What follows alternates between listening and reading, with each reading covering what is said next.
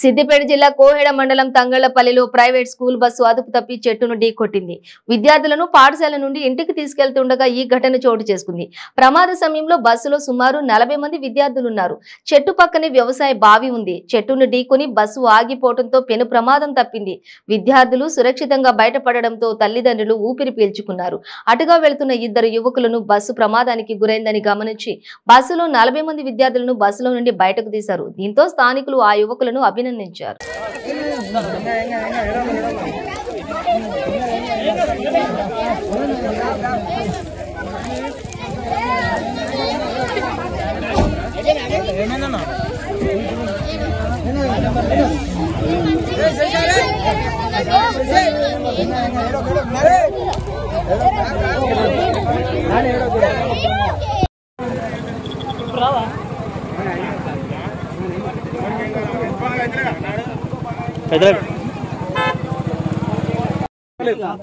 Accident అయింది మొన్న అభిలానా మీ ఇంటి ముందే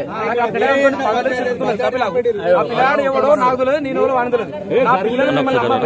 స్కూల్ బస్ ఉన్నది, లిమిట్ చూసుకో మెల్లగా నడుపుకొని వారికి చెప్పిన ఇవరకు వస్తారు హై స్కూల్ బుద్ధిని మేడం అని చెప్పి ఊరు కూడా చెప్పారు. ఆ పిల్లానికి ఎక్స్పీరియన్స్ లేనట్టు మీరు ఏమన్నారు, నేను ఎవరో మాట్లాడని చెప్పి ఒకటి రెండు చెప్పులు